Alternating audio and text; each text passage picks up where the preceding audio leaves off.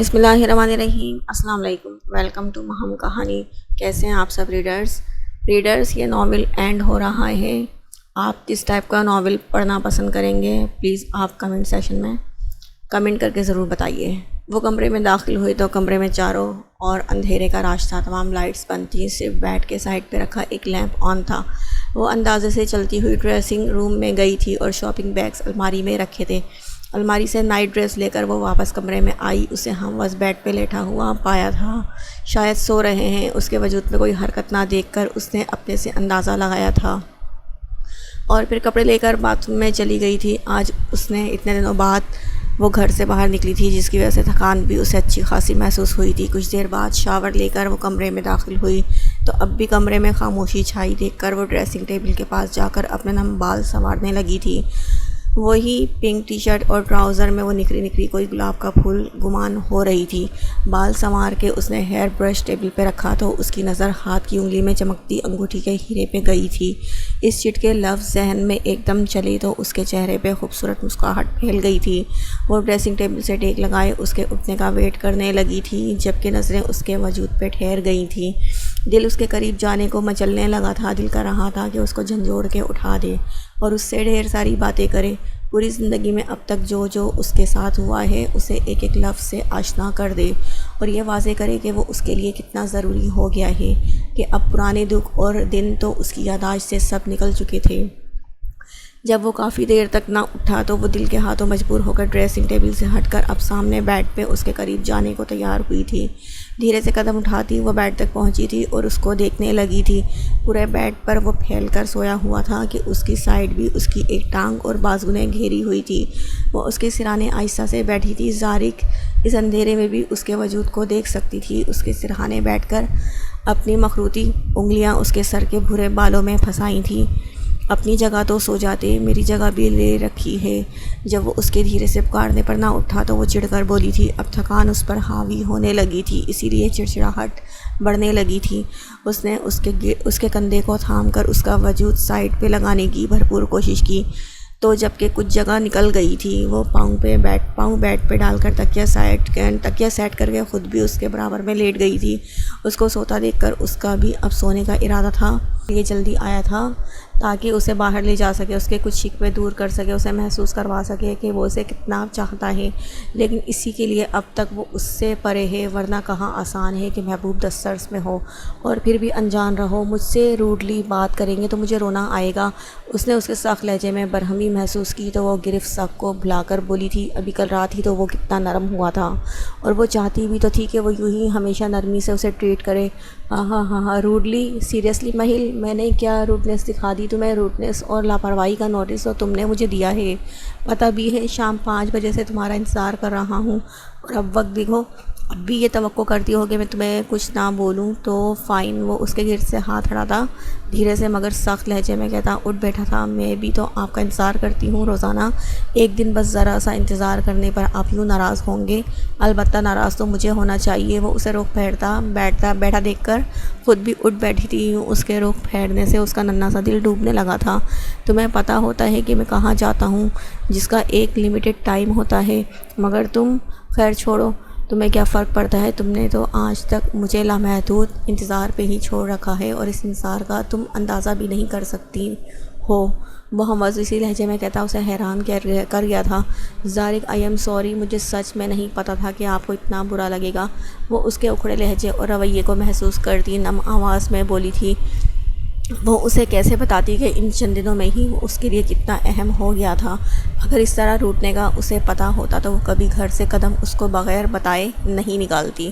ابھی بھی وہ پریشان ہو گئی تھی۔ وہ ذرا سا آگے کھسک کر اس کے قریب ہوئی تھی اور اپنا سیدھا ہاتھ اس کے گرد باندھ کر سر اس کے کندھے پہ رکھا تھا۔ زارق اس کی پیش قدمی پہ حیران ہوتا، اس کا نازک ہاتھ اپنے پیٹ پہ محسوس کر کے اس کے ہاتھ کو غور سے دیکھنے لگا تھا، مگر چونکا تو تب جب اس کی نظر اس کے ہاتھ کی انگلی میں چمکتی اس انگوٹھی پہ گئی تھی۔ وہ پل بھر میں مزید حیران ہوا تھا۔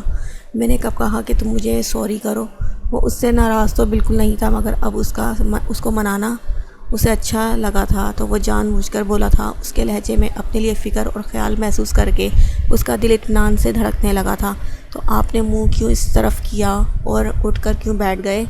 وہ مجھے دل کے ساتھ یوں ہی اس سے لگی بولی تو اس کے چہرے پہ گہری مسکراہٹ پھیلی تھی۔ نہیں جاؤں گی، آئندہ کبھی بھی کہیں بھی اپنے گھر بھی نہیں جاؤں گی، وہ مزید بولی تو اس نے اپنی ہنسی کو بمشکل قابو پایا تھا۔ اب میں نے ایسا تو نہیں کہا اپنے ہاتھ ہٹاؤ، مجھے ماما کے پاس جانا ہے، وہ بھرپور سنجیدگی کے ساتھ بولا تو مہیل نے اسے گھورا تھا۔ ہٹائے ہاتھ خود ہی، میں تو نہیں ہٹانے والی، اور ماما کے پاس کیوں جانا ہے، یہ میرا ٹائم ہے۔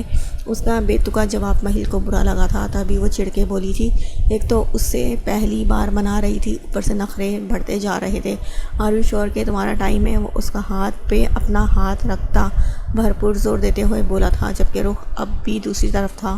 مم، میرا مطلب ہے جب تک آپ مجھ سے یہ نہیں کہہ دیتے کہ کوئی ناراضگی وغیرہ نہیں ہے تبھی آپ کو جانے دوں گی، ورنہ نہیں۔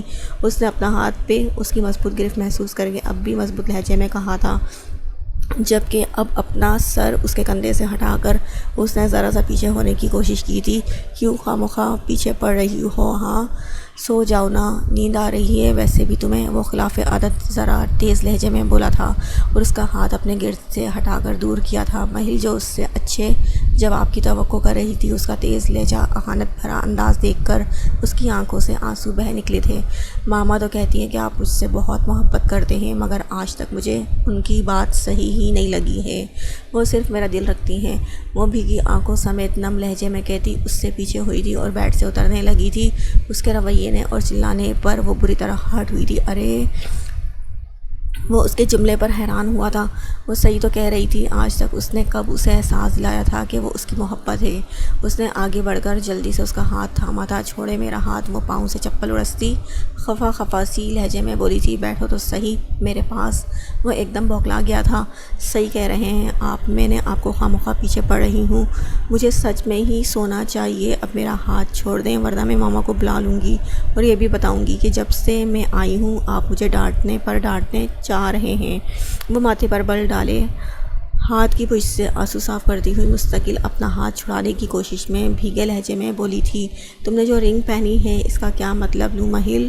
وہ اس کی دھمکی کو نظر انداز کیے بھرپور سنجیدگی سے بولا تھا۔ اس نے آج تک اس کے ساتھ کوئی زبردستی نہیں کی تھی، مگر اب اس کے ہاتھ کی انگلی میں خاص رنگ دیکھ کر وہ تھوڑا کشمکش کا شکار ہوا تھا۔ شاید اس نے ویسے ہی پہن لی ہو، وہ ایک بار اس سے خود سب سننا چاہتا تھا۔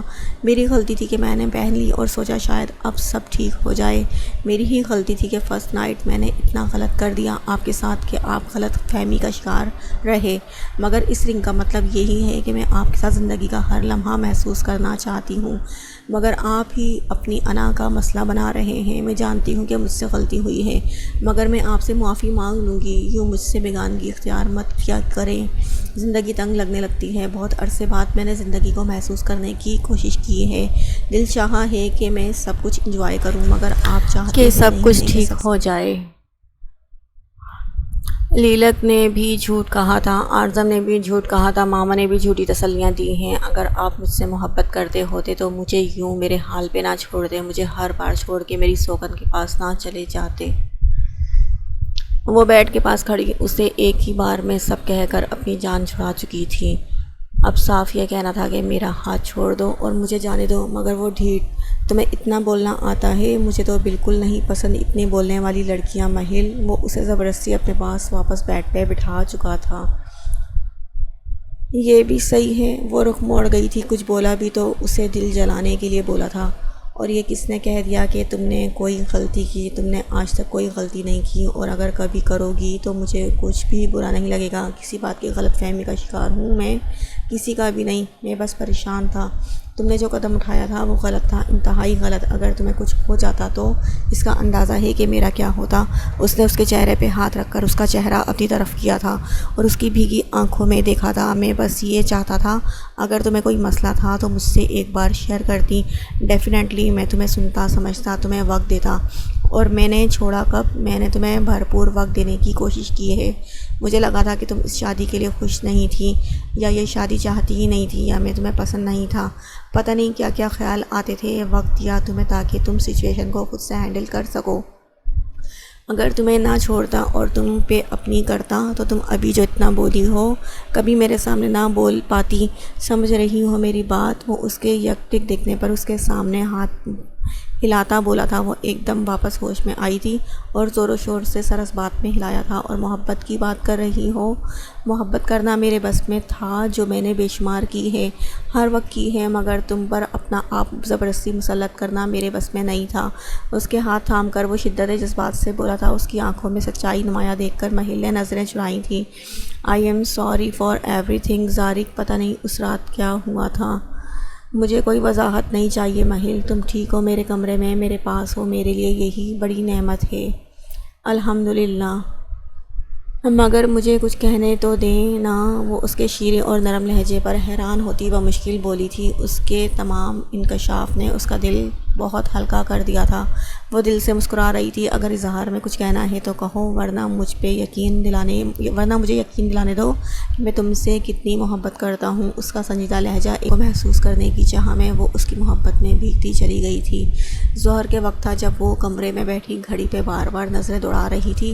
ابھی 5 منٹ پہلے ہی آمنہ بھی اس کے پاس سے اٹھی تھی اور شہر کی مارکیٹ گئی تھی، جبکہ مسٹر شاہ نہ جانے صبح سے کسی کام کے سلسلے میں گھر سے باہر تھے۔ اسی وقت اس نے خود کو تنہا محسوس کیا تھا۔ الماری سے اس نے ضروری چیزیں اپنے ہینڈ بیگ میں ڈالی تھیں اور بیڈ سے اٹھ گئی تھی، اور بیڈ سے کالی شال جو اپنی الماری سے نکال کر صوفے پہ رکھی تھی اس نے خود پہ اوڑھا تھا اور ہینڈ بیگ کندھے پہ ڈالا تھا۔ اپنے کمرہ بند کر کے وہ باہر آئی تھی اور جلدی سے سیڑھیاں اتری تھی۔ دوپہر ہونے کے باعث تمام ملازمین کھانے کے لیے اپنے کوارٹرز میں گئے ہوئے تھے۔ یہی اچھا موقع تھا جس وقت وہ سکون سے کسی کو بغیر بتائے چھپ کر مسٹر شاہ کی نظروں سے دور جا سکتی تھی۔ لاؤنج میں مین گیٹ تک کا سفر اس نے 1 منٹ میں طے کیا تھا۔ گیٹ سے باہر آ کر اپنے تیز قدموں کے ساتھ گلی کو پار کیا تھا اور مین روڈ تک آئی تھی۔ گرمیاں جوبن پر تھیں، کڑکتی دھوپ پر چرند پرند بھی اپنے گھونسلوں میں جا بیٹھے تھے۔ دوپہر میں اس قدر دھوپ محسوس کر کے اس کا ماتھا جل اٹھا تھا، جبکہ سر میں درد کی ٹی سے دوبارہ شور مچانے لگی تھی۔ اس نے یہ قدم بہت مشکل سے اٹھایا تھا۔ آج وہ جان بوجھ کے گھر سے باہر نکلی تھی۔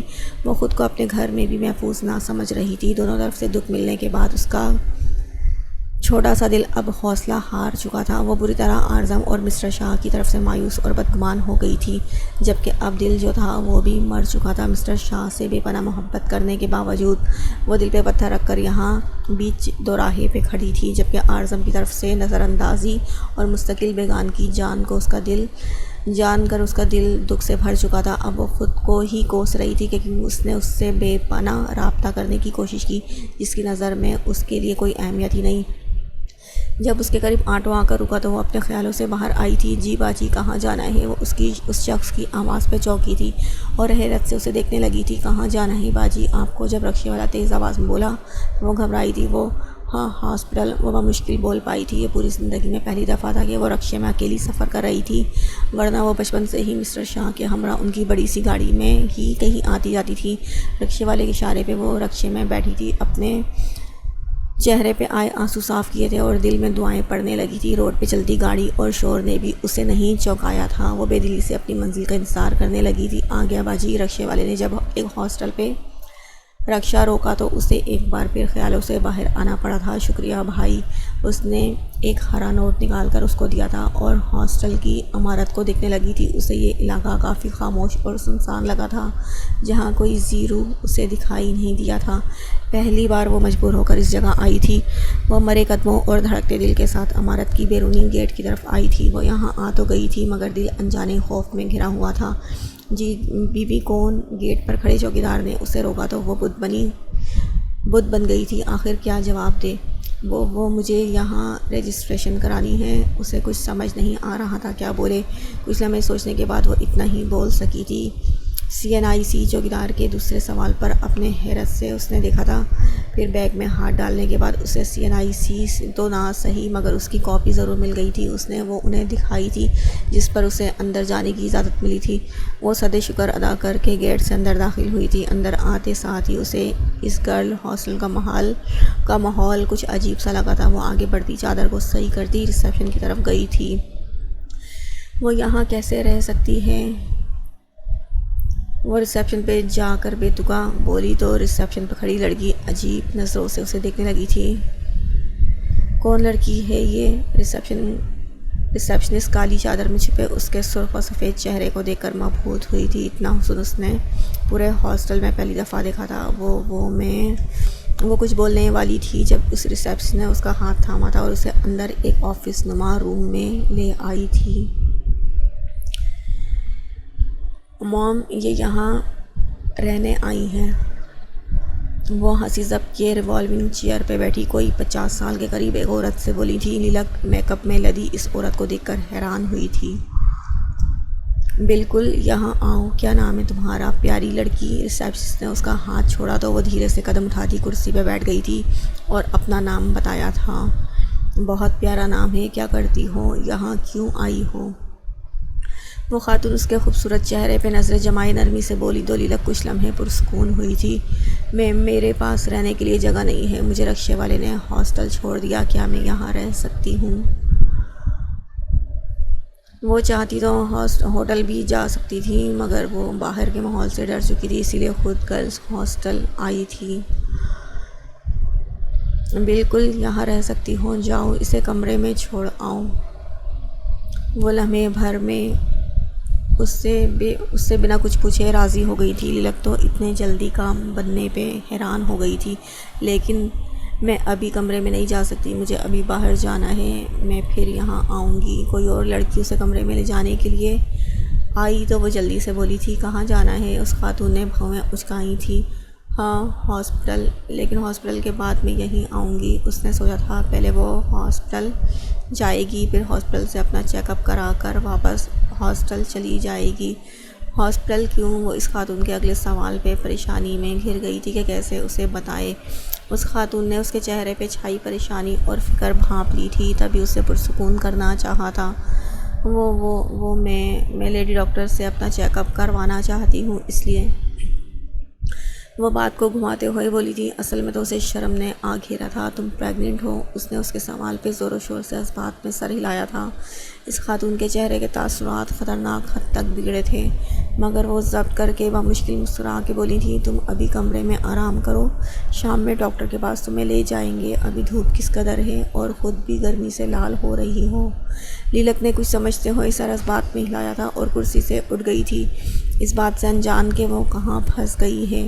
اسے اس کا کمرہ دکھاؤ۔ لڑکی خاتون کے باروب آواز پر دوسری لڑکی اس کا ہاتھ تھام کر کمرے سے باہر لے گئی تھی۔ یہ تو پریگننٹ ہے میم۔ ہے تو کیا ہوا، کچھ دن انتظار رکھو، اس کے لیے میڈیسن ارینج کرو، خود ہی ختم ہو جائے گا۔ بات نہیں بنی تو اسپتال لے جائیں گے۔ اس کے بعد صاحب کو فون کرو اور اس لڑکی کی ایک تصویر کھینچ کر صاحب کو واٹس ایپ کرو کہ کیا رینج ہے۔ وہ عورت اس کے کمرے میں جانے کے بعد ریسیپشنسٹ سے بولی تھی۔ لیلک جو کمرے سے باہر نکلی تھی مگر اپنی گھڑی بھول جانے پر اس لڑکی کو کوریڈور میں چھوڑتی ہوئی گھڑی لینے واپس آفس روم کی طرف آئی تھی، مگر اندر سے آتی آواز نے اس کے پیروں کے نیچے سے زمین کھسکا دی تھی۔ منہ پہ ہاتھ رکھ کے وہ زلزلے کی زد پہ آ گئی تھی، دل تھا کہ دھڑکنا ہی بھول گیا تھا۔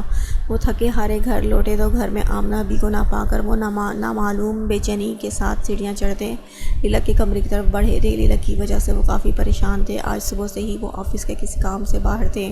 اس کے بعد انہوں نے ارجنٹ اپنے لیلک اور آمنہ بی کے کینیڈا جانے کے لیے ٹکٹ کروائے تھے، جو کہ آج سے 2 دن بعد کے تھے۔ وہ جلد از جلد اس ملک سے دور لے جانا چاہتے تھے، یہاں انہوں نے صرف اپنے کھوئے تھے۔ اب لیلک کو کھونے کے ڈر سے وہ بے حد پریشان رہنے لگے تھے۔ اسے کھونا مطلب زندگی کو کھونا تھا۔ اس کے کمرے میں پہنچ کر جب انہوں نے کمرہ خالی دیکھا تو ان کا دل دھڑک اٹھا تھا، جبکہ ہاتھ پاؤں پھول گئے تھے۔ لیلک کو تیز آواز میں چیختے ہوئے کمرے سے منسلک بالکنی باتھ روم کو کھنگالتے ہوئے غصے سے کمرے کو دیکھنے لگے تھے۔ اس کا ایک دفعہ پھر دور جانا وہ بالکل افورڈ نہیں کر سکتے تھے۔ وہ کمرے سے باہر جانے کا ارادہ رکھتے تھے جب ان کی نظر سائڈ ٹیبل پہ رکھے ایک پیج پہ گئی تھی۔ ڈیڈ، میں جا رہی ہوں آپ سب سے دور، یہ سوچ کے پریشان مت ہونا کہ میں اعظم کے پاس جا رہی ہوں، آپ کو چھوڑ کر نہیں۔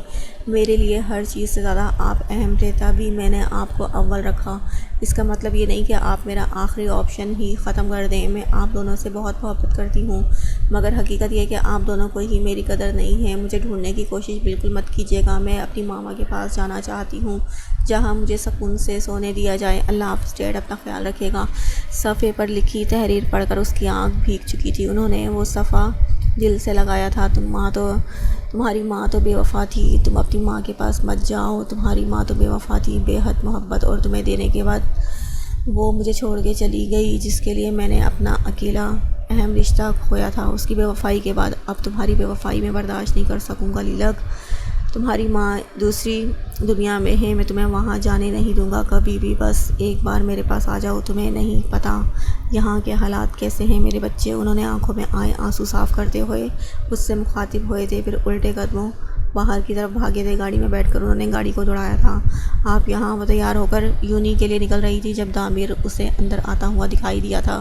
وہ تیزی سے اس کی جانب پہنچی تھی، مگر وہ اتنی جلدی میں تھا کہ اسے جواب بھی نہ دے سکا اور اسے دیکھے بنا جس مقصد کے تحت آیا تھا اس کے لیے بھاگتا ہوا اعظم کے کمرے کی جانب گیا تھا۔ صد شکر تھا کہ نورجہاں بیگم کمرے میں تھی، ورنہ اسے اس طرح دیکھتی تو نہ جانے کیا مطلب اخذ کرتی۔ اعظم کمرے کے دروازہ بنا نوک کیے کمرے کے اندر داخل ہوا تھا اور اسے پکار بیٹھا تھا۔ تم یہاں کیسے دوست؟ 2 دن بعد آتے نا تم پاکستان۔ وہ جو لیپ ٹاپ بیگ میں رکھ رہا تھا اس کو اچانک کمرے میں دیکھ کر شوق ضرور لگا تھا۔ لیپ ٹاپ بیگ میں رکھ کر وہ اس کی جانب بڑھا تھا۔ تمہیں مجھے دیکھ کر خوشی محسوس نہیں ہوئی؟ وہ چڑھ کر بولا تھا۔ بہت اچھا لگ رہا ہے، ناشتہ باہر کرتے ہیں۔ وہ کوٹ پہنتا دامیر سے کہتا، مکمل یونی جانے کے لیے تیار تھا۔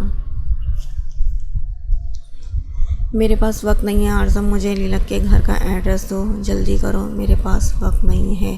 وہ فوراً ہی اصل مدعے پہ آیا تھا۔ اس کا کوئی فضول بات کرنے کا کوئی ارادہ نہیں تھا۔ رات سے اس کو جو حقیقت معلوم ہوئی تھی اس کے بعد وہ جلد از جلد اس سچائی تک پہنچنا چاہتا تھا۔ وہ لیلک کے ذریعے اپنے چھوٹے بابا تک پہنچنا چاہتا تھا، اس لیے اس کے گھر جانا ہی سب سے آسان حل تھا۔ جبکہ کچھ تصویریں اس نے اپنی گاڑی میں رکھ لی تھیں تاکہ دوبارہ دیکھ کر یقین دہانی کر سکے۔ میں نے کہا تھا دامیر، یہ میرا پرسنل میٹر ہے، تم بیچ میں مت پڑو یار۔ اعظم نے اسے نرمی سے سمجھانا چاہا تھا۔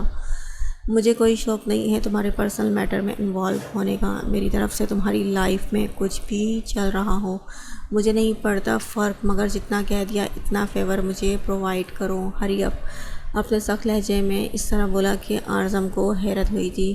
کل شام تک تو وہ اسے نہ جانے کیا کیا باتیں سمجھا رہا تھا، اور اب تو پھر تمہیں کیوں چاہیے ایڈریس؟ اس نے الٹا اس سے سوال کیا تو دامیر کو نہ چاہتے ہوئے بھی غصہ آ گیا تھا۔ وہ چاہتا تھا نرمی سے بات نمٹ جائے، مگر اس سے مشکل لگ رہا تھا۔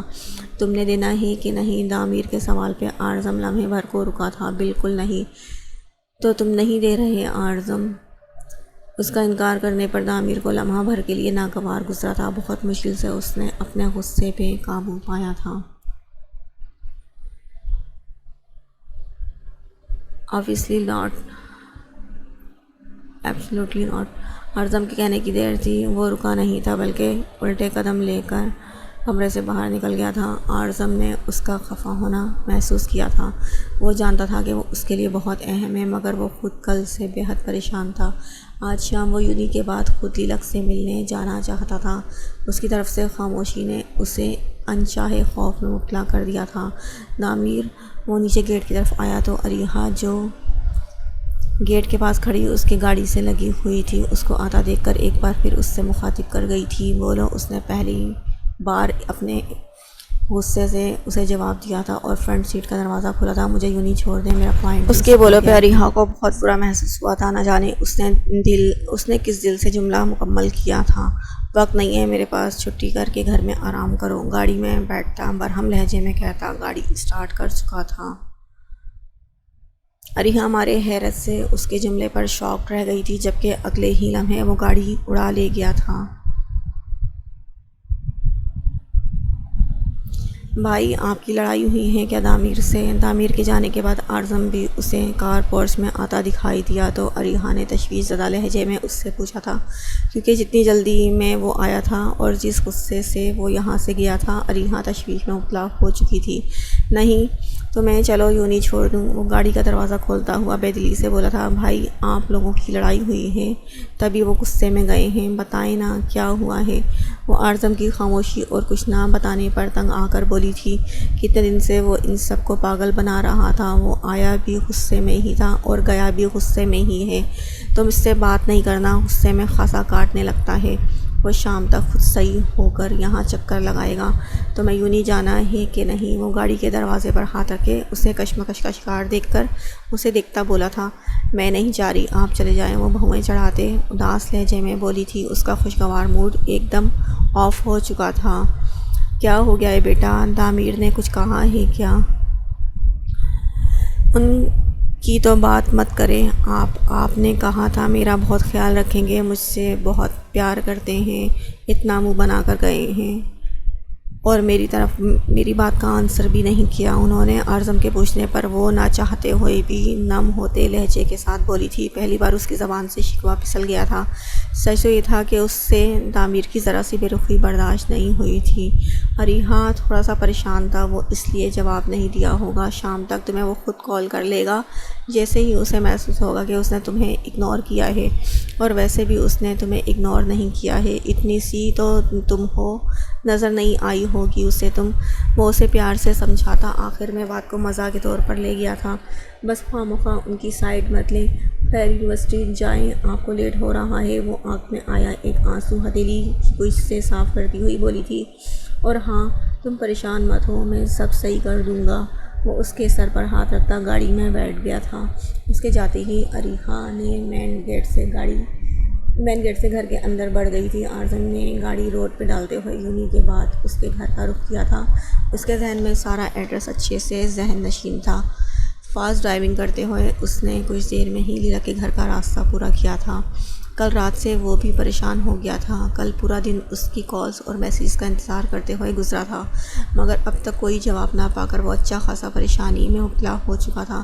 مگر ہمیشہ کی طرح چہرے کے اتار چڑھاؤ کو نارمل رکھتے ہوئے وہ خود کو نارمل اور خوش ظاہر کرنے میں لگا ہوا تھا۔ سچ تو یہ تھا کہ وہ اس تمام سچویشن میں سر درد کو اپنے پیچھے لگا چکا تھا۔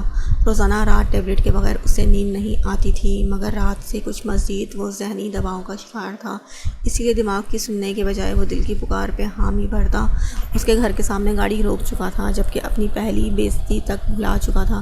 گاڑی کا دروازہ کھولتے وہ گاڑی سے باہر نکلا تھا۔ اس عالیشان گھر کو لمحہ بھر دیکھنے کے بعد وہ مین گیٹ کی طرف بڑھا تھا۔ چوکیدار کو اپنا بتاتا وہ اندر بڑھا تھا۔ لان کو سیکنڈوں میں عبور کرتا وہ اندرونی گیٹ کی طرف گیا تھا اور گھر سے اندر داخل ہوا تھا۔ لیلک لاؤنج میں کھڑے ہو کر اس نے پوری طاقت سے اسے پکارا تھا۔ اس کی آواز میں شدت اور بے تابی محسوس کر کے آمنہ بھی اپنے کمرے سے باہر نکل آئی تھی۔ بیٹا تم؟ وہ اسے دیکھتے ہی پہچان گئی تھی۔ بہت امید کے ساتھ وہ اس کے پاس جانے کے لیے بڑھی تھی۔ لیلک بٹیا، وہ اسے دیکھتے ہی پھوٹ پھوٹ کے رونے لگی تھی۔ مارکیٹ سے آنے کے بعد جب انہیں اتنا سب پتہ لگا تو وہ تب سے ہی جائے نماز بچھائے اس کے مل جانے کی دعا کر رہی تھیں، اور اب مسٹر شاہ کے بجائے اسے سامنے دیکھ کر اپنے ضبط کیے ہوئے آنسوؤں کو روک نہ سکی تھی۔ کیا ہوا لیلک کو؟ کہاں ہے لیلک؟ وہ ان کے شدت سے رونے پہ تشویش میں مبتلا ہو گیا تھا۔ بے تابی سے اس نے اچنبھے سے پوچھا تھا، جبکہ دل میں انجانا سا خوف بسا تھا۔ میری بٹیا چلی گئی ہیں، ان کی تو طبیعت بھی صحیح نہیں ہے، میری بٹیا کو واپس لے آؤ بچے۔ وہ اس کے سامنے ہاتھ جوڑتی روتی ہوئی بولی تھی، جبکہ وہ شوق کی کیفیت میں کھڑا ان کی بات سمجھنے کی کوشش کر رہا تھا، اور جب سمجھ میں آئی تو اس کا ضبط جواب دے گیا تھا۔ اب کیا مطلب کہاں چلی گئی؟ کہاں جائے گی؟ اس کا پل بھر میں دماغ گھوما تھا، جبکہ چہرہ غصے سے سرخ ہوا تھا۔ یہ آمنہ بھی نے دوپٹے کے پلو سے باندھا وہ کاغذ کا ٹکڑا اسے تھمایا تھا۔ اعظم نے ناسمجھی سے اس کاغذ کے ٹکڑے کو تھاما تھا، اور جیسے جیسے پڑھتا گیا تھا اس کے ماتھے پہ شکن ابھرتی گئی تھی۔ ڈیمن، آپ کے صاحب کہاں ہیں؟ ان کے آسرے پہ اسے چھوڑ کے گیا تھا۔ جب خیال نہیں کر سکتے تو اسے مجھ سے چھینا کیوں تھا؟ اس کا بس نہیں چل رہا تھا کہ چلا چلا کے پورے گھر کو سر پہ اٹھا لے۔ صاحب بھی بٹیا کو ڈھونڈنے نکلے ہوئے ہیں۔ فون کیوں بند جا رہا ہے اس کا فون کہاں ہے؟ ایک دم سے اس کے ذہن میں اس کا فون ابھرا تھا جو کل صبح سے بند تھا۔ دل انجانے خوف سے ایک دم لرزا تھا۔ آمنہ بھی اس کے فون کے بارے میں پوچھنے پر ایک دم نظریں چرا گئی تھی۔ اسے خود کیسے بتاتی کہ لیلک کا بند فون ان کے پاس ہی تھا، اور بند بھی انہوں نے خود ہی کیا تھا؟ مجھے نہیں پتا، وہ مشکل جھوٹ اپنی زبان پہ لائی تھی۔ اگر لیلک مجھے پاؤں کے ناخن سے سر کے بال تک پوری اور صحیح نہیں ملی تو آپ لوگ اپنا انجام یاد رکھیے گا، وہ غصے سے کہتا، انہیں وارن کرتا، الٹے قدموں وہاں سے باہر نکلا تھا، جبکہ آمنہ بھی اس کی دھمکی پہ حیران بھی نہ ہوئی تھی۔ انہوں نے بھی مسٹر شاہ کے کہے میں آ کر کچھ ان دونوں کے ساتھ اچھا نہیں کیا تھا۔ وہ اپنی گھڑی لینے کے بجائے الٹے قدم اٹھاتی، بے یقینی کی کیفیت سے سر نفی میں ہلاتی اپنے ساتھ ہوئے گئے اس کھیل کو سمجھنے کی کوشش کر رہی تھی۔ جب اس سے مزید سہا نہ گیا تو وہ ارد گرد دیکھے بغیر ہاسٹل کے کوریڈور سے دور ہوتی بیرونی گیٹ کی جانب بڑھی تھی، اور جس تیزی سے آئی تھی اسی تیزی سے اس ہاسٹل سے باہر نکلی تھی۔ دل خوف کے مارے پوری زور سے دھڑک رہا تھا۔ اگر وہ یہ سب باتیں نہ سنتی تو اس کے ساتھ کیا ہو جاتا؟ گھبراہٹ اور خوف سے اس کی رہی سہی طبیعت بگڑنے لگی تھی۔ گلی کو عبور کرتی وہ مین روڈ پہ آئی تھی۔ مین روڈ پہ آتی جاتی گاڑیاں دیکھتے ہوئے اسے اپنا آپ بہت غیر معمولی محسوس ہوا تھا۔ زندگی کس تیز رفتاری سے آگے بڑھ رہی تھی، جس طرح یہ گاڑیاں فراوانی اختیار کیے ہوئی تھی، اور وہ ایک مقام پہ ہی اٹکی ہوئی تھی، ایسے مقام پہ جہاں سے آگے نکلنا بہت مشکل تھا۔ وہ ابھی دھندلاتی نظروں سے آگے جاتی گاڑیوں کو دیکھ رہی تھی جب تیز ہارن بجنے کی آواز پہ اس نے لاپرواہی سے گردن کا رخ ذرا سا موڑا تھا، اور ہیڈ لائٹس جیسے ہی اس کی آنکھوں میں پڑی تھیں اس کی آنکھیں جھلملائی تھیں۔ وہ سر پہ ہاتھ رکھتے دھڑم سے زمین بوس گئی تھی۔ یہ سب اتنی جلدی ہوا تھا کہ وہ اپنے ہوش و حواس پر قابو نہ پا سکی تھی۔ آج کا دن ان کے لیے باقی عام دنوں کی بنسبت کافی تھکا دینے والا تھا۔ پورا دن ادھر ادھر پھرنے کے بعد لیلک کو ڈھونڈتے ہوئے وہ تھک ہار کر گاڑی کو روڈ کے بیچوں بیچ روک کر ضبط رکھنے کے باوجود غم سے نڈھال ہو پڑے تھے۔ اسٹیئرنگ کو دونوں ہاتھوں سے تھامے وہ بہت مایوسی سے پھیلتی رات کو گاڑی کا شیشہ نیچے کیے باہر دیکھ رہے تھے۔ دوپہر سے ہی وہ اس کو ڈھونڈنے میں مگن تھے۔ جتنا ہو سکا تھا وہ اسے ہر جگہ دیکھ چکے تھے، مگر اب بری طرح مایوس ہو چکے تھے۔ سب سے زیادہ مایوسی ان کو اس کے اکیلے پن نے کیا تھا جو دوپہر سے جھیل رہے تھے۔ کتنی بار وہ آنکھوں میں آئے اشک کو ہاتھ کی پنجھ سے بے دردی سے مٹا چکے تھے، مگر اب اتنا ضبط کرنے کے باوجود بھی وہ موبائل کے وال پیپر پر لگی لیلک کی تصویر دیکھ کر رو پڑے تھے۔ لیلک میرے بچے، مل جاؤ اپنے ڈیڈ کو ایک بار۔ تم جو کہو گی ویسا ہی ہوگا۔ تم پر کوئی زبردستی نہیں کروں گا۔ جس کے ساتھ تم رہنا چاہو گی اس کے ساتھ ہی رہو گی۔ پلیز واپس آ جاؤ۔ مجھے اتنا پریشان مت کرو، میں سہ نہیں پاؤں گا۔ وہ اس کی تصویر دیکھتے ہوئے اس سے ہی مخاطب تھے جو ان سے بہت دور تھی۔ اپنے کیے پر انہیں پچھتاوا ہو رہا تھا۔ کاش وہ ویسا نہ کرتے تو آج ایسا کچھ نہ ہوتا۔ ایک تو اتنے عرصے بعد وہ انہیں ملی تھی، پھر بھی وہ اس کی قدر نہیں کر پائے تھے۔ اپنے کیے پر آج وہ بہت دکھی اور مایوس تھے۔ خود تو وہ مشکل میں رہ سکتے تھے، مگر اسے مشکل میں نہیں دیکھ سکتے تھے، اور یہ بھی جانتے تھے کہ وہ کسی مشکل کا سامنا کر بھی نہیں سکے گی۔ زمانے کی ہر سرد گرم ہوا سے انہوں نے اس کو بچا کے رکھا تھا، مگر اب اس کی غیر موجودگی سے وہ نڈھال ہو رہے تھے۔ کیا مصیبت ہے، گاڑی روک کر بندہ سو ہی چکا ہے، یہ بھی خبر نہیں ہے کہ روڈ بلاک ہو رہا ہے۔ دامیر جو آفس سے گھر جا رہا تھا، گاڑی کو کافی دیر سے بیچ روڈ پہ کھڑا دیکھ کر بھنا اٹھا تھا۔ آج صبح سے ہی اس کا موڈ خلاف معمول بگڑا ہوا تھا۔ صبح اعظم کے بعد وہ آفس میں ہی سب کو کاٹ کھانے کو دوڑ رہا تھا، اور اب گھر جانے کی اتنی اسے جلدی تھی۔ اتنی دیر سے وہ انتظار کرتے ہوئے گاڑی کا فرنٹ ڈور کھولتے باہر نکلا تھا۔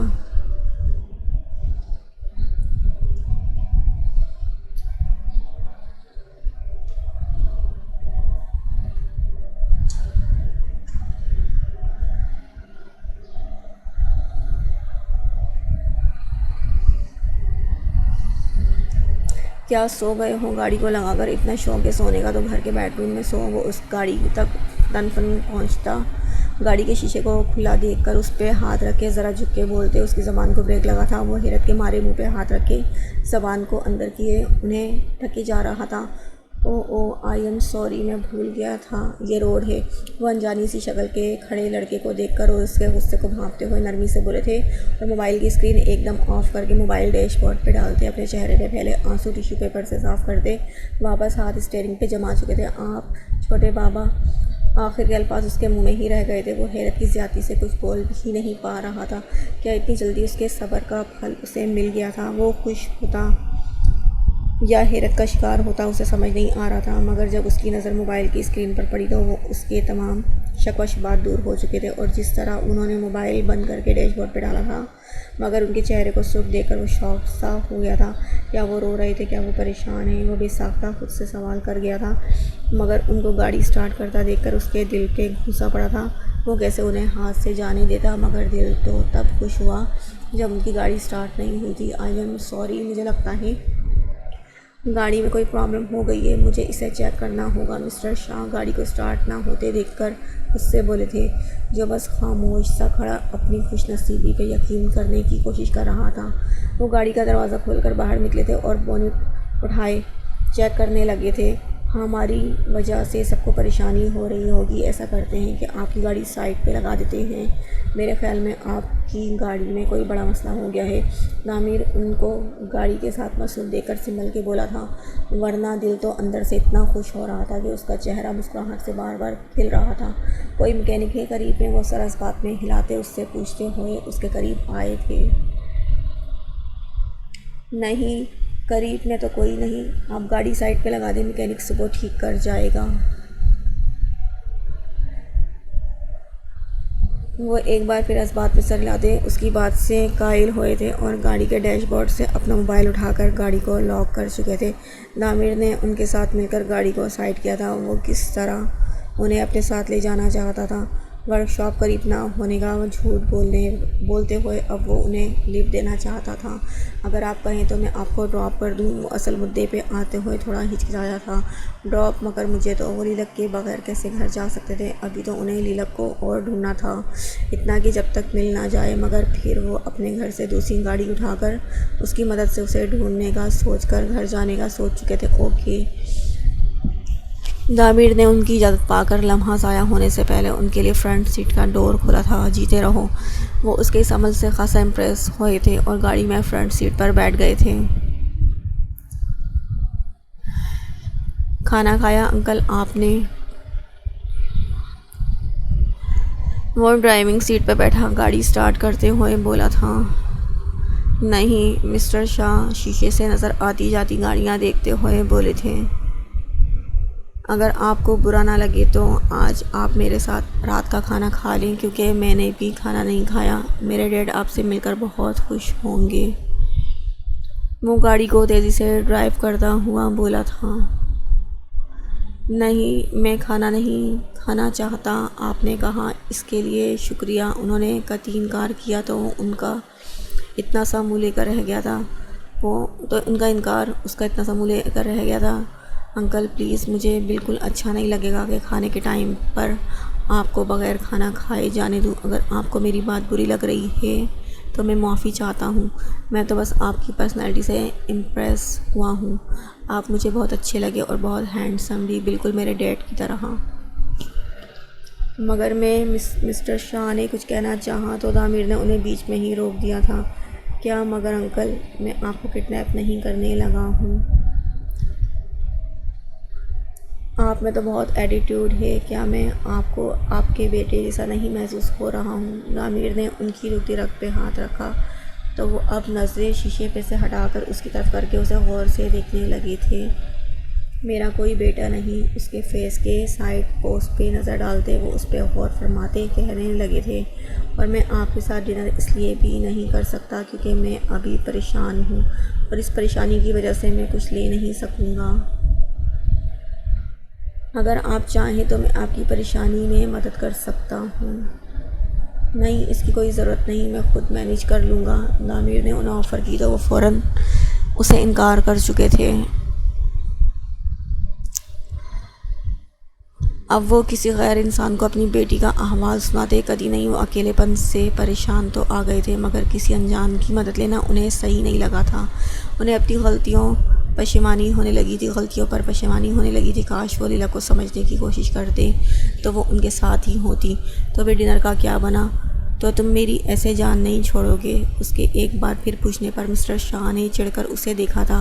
ان کا دل عجیب وسوسوں میں گھرا ہوا تھا اور وہ بار بار ایک ہی بات کر کے ان کا دل جلا رہا تھا۔ بالکل بھی نہیں، کیونکہ آپ ابھی میرے رحم و کرم پر ہیں۔ What do you mean by this? I am joking to you. Stop the car immediately. اس کے جملے پر تو وہ شدت سے بھڑک اٹھے تھے، غصے سے ان کا برا حال ہو گیا تھا۔ انکل، میں صرف مذاق کر رہا تھا، آپ تو سیریس ہو گئے ہیں۔ اس نے گاڑی اپنے بنگلے کی حدود میں لا کر روکی تھی اور گہرا سانس لیا تھا۔ یہ کہاں لے آئے ہو تم مجھے؟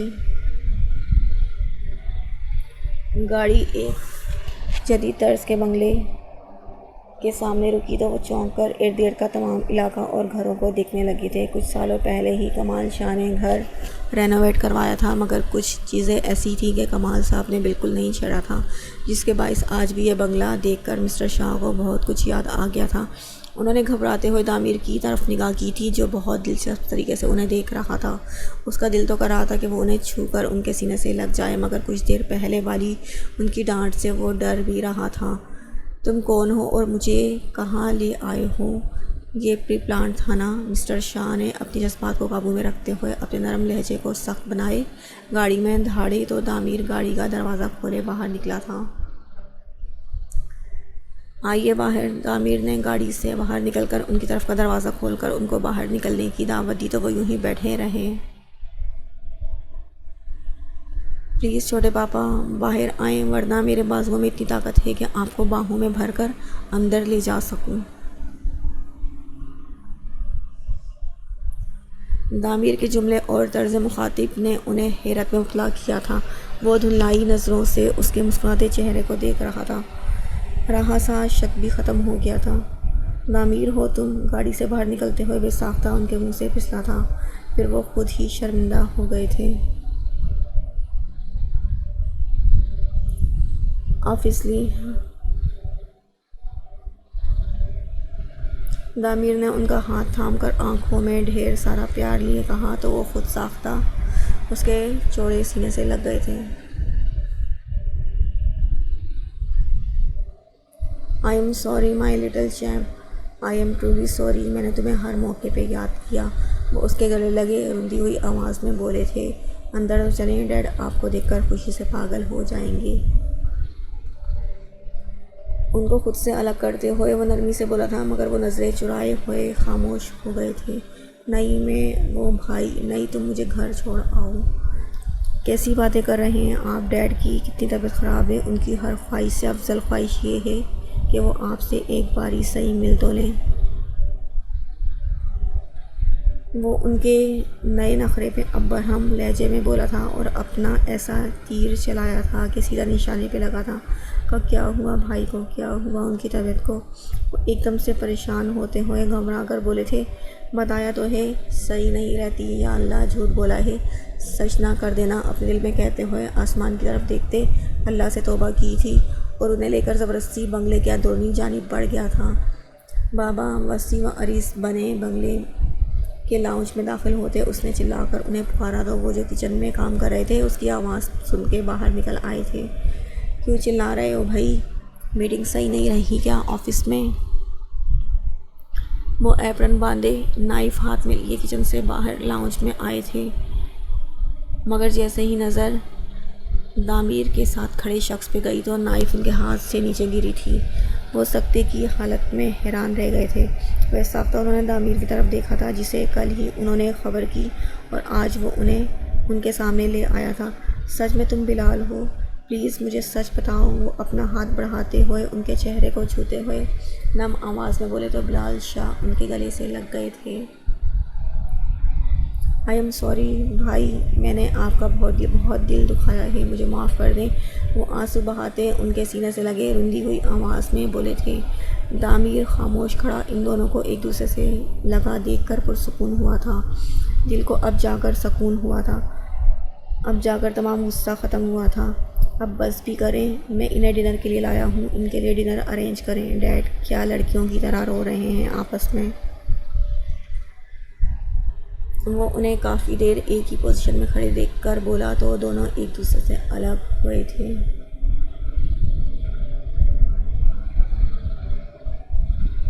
ہاں میں تو چاؤمن بنا رہا تھا، تم آ گئے ایک دم سے، بس ٹیبل پہ لگواتا ہوں، کمال شاہ فوراً سے بولے تھے۔ کتنا بڑا ہو گیا ہے نا ہمارا بیٹا؟ مسٹر بلال شاہ صوفے پہ بیٹھتے ہوئے اس کو دیکھتے ہوئے بولے تھے۔ ان کی آنکھوں میں اس کے لیے پیار ہی پیار تھا۔ آپ چھوڑ کر کیوں گئے تھے مجھے؟ تعمیر ان کے ساتھ بیٹھتے ہوئے ناراضگی سے بولا تھا۔ اپنے چھوٹے بابا کو اس طرح سوال پوچھ کر پریشان مت کرو، کبھی کبھی انسان مجبوری میں بہت سے ایسے قدم اٹھا لیتا ہے، ہمیں بس درگزر کرنا چاہیے۔ تم جوس لے کر آؤ چھوٹے ڈیڈ کے لیے، کمال شاہ نے بلال شاہ کے بولنے سے پہلے جواب دے کر انہیں چپ کروا دیا تھا۔ بلال شاہ انہیں دیکھ کر نہال ہو گئے تھے، آج پھر انہوں نے انہیں شرمندہ ہونے سے بچا لیا تھا۔ تم باہر نہیں چلے گئے تھے، پاکستان کب آئے اور مجھ سے ملے بھی نہیں؟ کبھی تمہاری فیملی کہاں ہے؟ دامیر کے جانے کے بعد انہوں نے بلال شاہ سے پوچھا تھا، میری فیملی نہیں رہی آپ کو چھوڑ جانے کی، مجھے یہی پنشمنٹ ملی کہ باہر جانے کے کچھ عرصے بعد ہی لیلا کو کینسر ڈائگنوز ہوا، جو کہ آخری سٹیج پہ تھا۔ اس کے بعد بس کچھ نہیں رہا۔ اوہ مجھے بہت افسوس ہوا، میں نے کبھی تمہارے لیے کچھ برا نہیں سوچا یار، ہمیشہ تمہارے لیے دعا ہی کی تھی۔ تم میرے پاس واپس کیوں نہیں آ گئے؟ اتنے سال ایسے ہی گزار دیے۔ کمال صاحب کو سن کر کافی دکھ ہوا تھا۔ ابھی وہ مزید سوال پوچھتے کہ مسٹر شاہ پریشانی کے عالم میں صوفے سے اٹھ کھڑے ہو گئے تھے۔ کیا ہوا؟ کمال صاحب بھی کھڑے ہو کر گھبرائے ہوئے چہرے کو دیکھ رہے تھے۔ بھائی میں نے اتنا وقت ضائع کر دیا یہاں پر، وہاں میری بچی نہ جانے کن حالات میں ہوگی، مجھے ابھی اجازت دیں میں پھر چکر لگاؤں گا۔ وہ ان سے مل کر اپنی اہم پریشانی کو تو بھلائے بیٹھے تھے، مگر اب جیسے ہی انہیں یاد آیا تھا ان کے ہاتھ پاؤں پھول گئے تھے۔ رات کے اس وقت 8 بج رہے تھے اور صبح سے وہ غائب تھی۔ ان کے دماغ میں الگ الگ سوچیں جنم لے رہی تھیں۔ کیا ہو گیا بلال؟ کون سی بچی؟ سب ٹھیک تو ہے؟ مجھے بتاؤ کیا مسئلہ ہے؟